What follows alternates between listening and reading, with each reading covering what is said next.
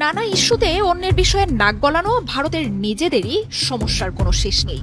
বিশ্বে টয়লেট ব্যবহার না করা যত মানুষ আছে তার বেশিরভাগই বাস করে ভারতে, আর এতে তৈরি হচ্ছে গুরুতর স্বাস্থ্য সমস্যা। কিছুদিন আগেও ভারতের গ্রামীণ এলাকায় বসবাসকারী ৬৮% পরিবারের কোনো টয়লেট ছিল না। বিশ্বের সবচেয়ে দূষিত শহরের তালিকায় বছর জুড়েই নাম থাকে রাজধানী দিল্লির। তবে এর চেয়েও লজ্জাজনক এক তালিকায়ও ভারত শীর্ষে, যদিও সেই ইস্যু নিয়ে কথা বলতেই সংকোচে ভোগে দিল্লি।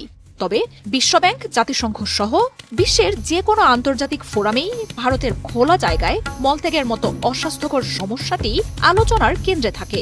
এই সমস্যার সমাধানে বছর বছর ঋণ সহ বিভিন্ন আন্তর্জাতিক প্রকল্পে বরাদ্দ আসে কোটি কোটি ডলার। তবে লজ্জার এই রেকর্ড কোনোভাবেই দূর করতে পারছে না মোদী সরকার। নরেন্দ্র মোদীর আমলে ভারত যখন বিশ্বমঞ্চে জায়গা করার মরিয়া চেষ্টা করছে, তখন খোলা জায়গায় পয় নিষ্কাশনের এই লজ্জাজনক রেকর্ড এবং স্বাস্থ্য ব্যবস্থা বারবারই উঠে আসছে।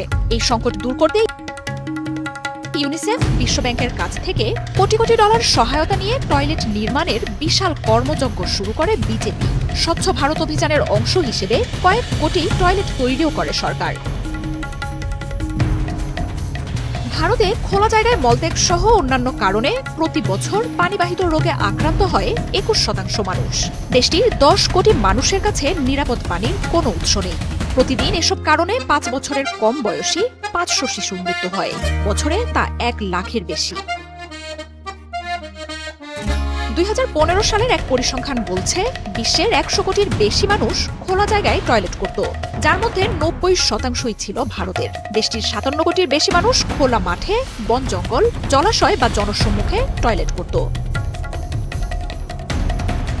কয়েক বছর আগেও ভারতের মাত্র ৩২% গ্রামীণ জনগোষ্ঠীর কাছে স্বাস্থ্যকর টয়লেটের ব্যবস্থা ছিল। ভারতের গ্রামগুলোতে প্রতি ৫ জনে ৩ জন মানুষ খোলা জায়গায় পয় নিষ্কাশন করে।